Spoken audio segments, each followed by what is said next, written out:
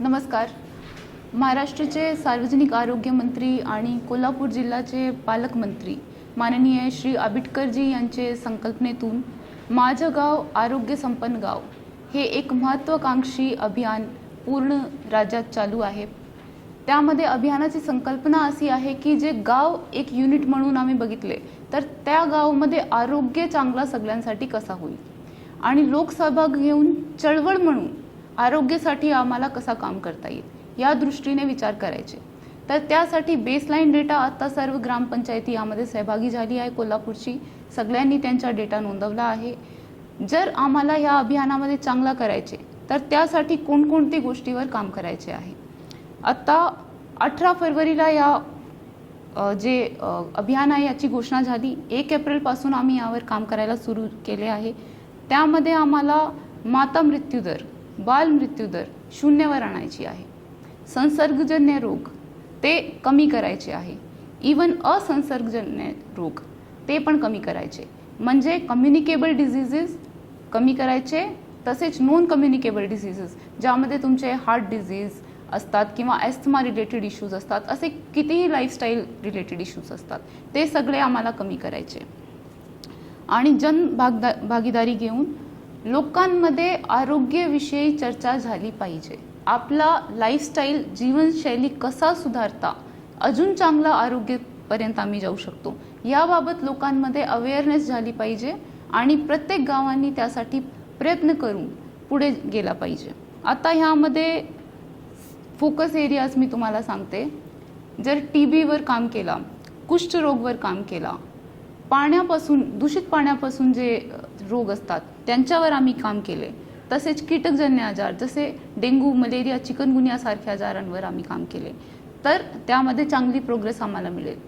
तसेच असंसर्गजन्यमध्ये मधुमेह, उच्च रक्तदाब, कॅन्सरसाठी असे सारखे रोग जे आहे हे आत्ता आपले भारतात देशामध्ये वाढू लागले आहे.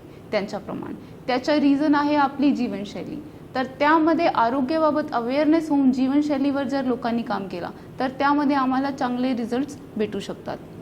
सध्या आरोग्य खातेमार्फत जे नॉन कम्युनिकेबल डिझीजेस आहे म्हणजे त्यामध्ये आपला उच्च रक्तचाप असेल किंवा डायबिटीज असेल, हार्ट डिझीज असेल, यांची सर्वांची तपासणी प्रोएक्टिव्हली आम्ही करतो आहे. यामध्ये गावाचा काय रोल आहे की गावामध्ये पिण्याचा पाणी स्वच्छ उपलब्ध असला पाहिजे.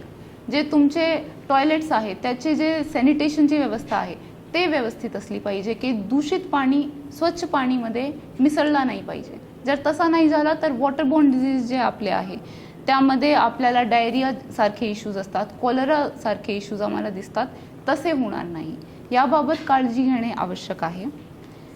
ग्राम स्तरावर सरपंच हे या यंत्रणाचे अध्यक्ष असतील तर समुदाय आरोग्य अधिकारी आपले जेवढे CHOs आहे ते सदस्य सचिव म्हणून काम करत आहे. अभियानामध्ये एकूण 60 निर्देशका आहे. त्याचे 100 गुण एकूण आहे. त्यामध्ये जेवढे जास्त गुण ज्या ग्रामपंचायतींना मिळेल तसा त्यांची प्रथम, दुसरा आणि तृतीय क्रमांक ठरवता येईल. राज्यात जे प्रथम येणारा जिल्हा परिषद असेल त्यांना 5 कोटीचा बक्षीस जाहीर होईल.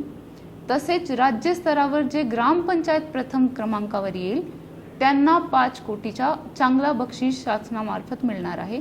तसेच दुसरा, तृतीय आणि पुढची जे ग्रामपंचायत चांगली कामगिरी करेल त्यांना पण चांगली बक्षीस यामध्ये मिळणार आहे.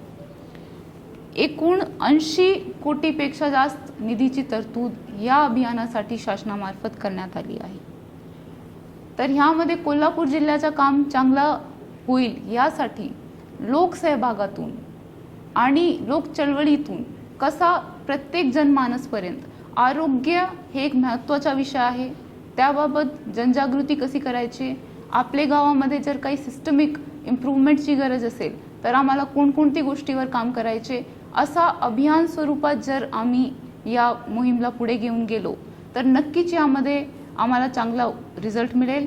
आणि माझं गाव आरोग्य संपन्न गाव या मोहीममध्ये सर्वात चांगली कामगिरी कोल्हापूर जिल्हा म्हणून आम्ही करू शकतो.